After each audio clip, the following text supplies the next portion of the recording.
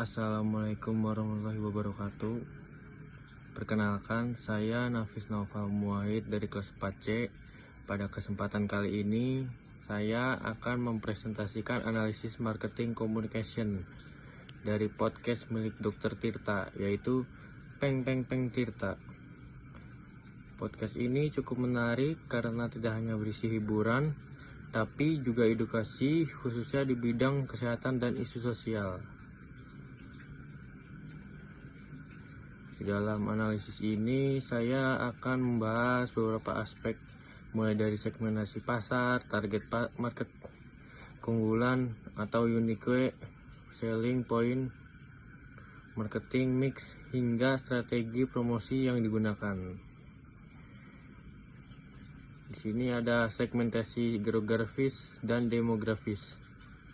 Pertama, dari segmentasi geografis dan demografis, podcast ini menargetkan masyarakat Indonesia, terutama yang tinggal di daerah perkotaan dan memiliki akses internet. Dari sisi usia, targetnya cukup luas, yaitu sekitar 17-50 tahun.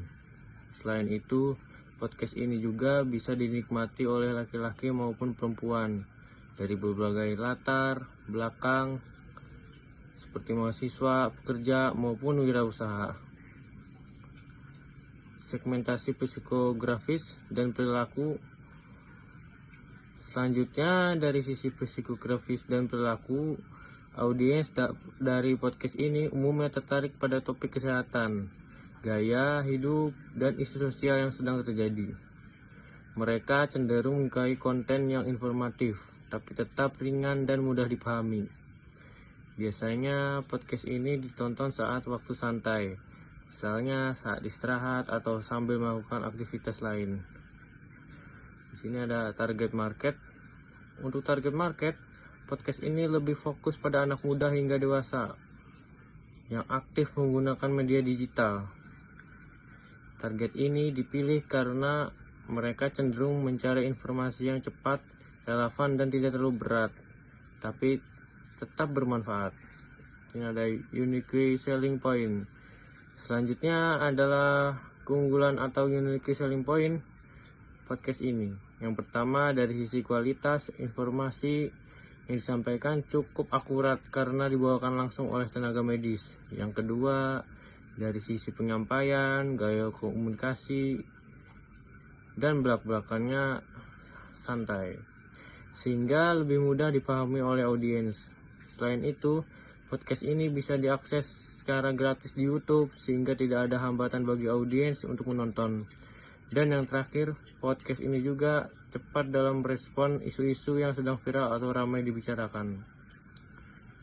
Ada marketing mix, produk and price. Kalau dilihat dari marketing mix, yang pertama adalah produk dan price. Produk yang ditawarkan adalah konten edukasi seputar kesehatan, lifestyle, dan opini sosial yang dikemas dalam bentuk podcast dengan santai. Untuk price, podcast ini gratis untuk ditonton, namun tetap menghasilkan keuntungan melalui iklan dan sponsor. Selanjutnya ada marketing mix, place and promotion. Selanjutnya, dari sisi distribusi atau place podcast ini dipublikasikan melalui YouTube dan juga didukung oleh media sosial lainnya. Sedangkan untuk promotion, mereka menggunakan strategi digital marketing seperti membagikan potongan video pendek di platform seperti Instagram, TikTok, dan YouTube Short. Selain itu, mereka juga sering menghadirkan narasumber yang dikenal publik untuk menarik lebih banyak audiens. Selanjutnya ada strategi promosi. Strategi promosi yang paling menonjol adalah penggunaan klip pendek yang menarik. Biasanya potongan video tersebut berisi bagian yang paling seru atau kontroversial, sehingga membuat orang penasaran untuk menonton versi selengkapnya. Strategi ini terbukti efektif dan meningkatkan engagement dan jumlah penonton. Selanjutnya ada jenis promotion mix. Jika dilihat dari promotion mix, podcast ini termasuk dalam digital marketing karena menggunakan platform online. Selain itu, juga termasuk konten marketing karena promosi dilakukan melalui konten itu sendiri, bukan iklan secara langsung. Blocking konten. Dalam beberapa episode terdapat strategi blocking konten di mana sponsor seperti Grab muncul secara dominan sepanjang tayangan. Hal ini membuat brand menjadi lebih mudah diingat oleh audiens. Selanjutnya ada built-in content. Selain itu, ada juga built-in content, yaitu ketika host menyebutkan sponsor secara langsung dalam percakapan. Karena dilakukan secara natural, promosi ini tidak terasa memaksa dan tetap nyaman ditonton. Selanjutnya ada product placement. Kemudian terdapat juga produk placement di mana produk sponsor tampilkan secara visual, misalnya diletakkan di meja atau digunakan langsung secara dalam podcast itu.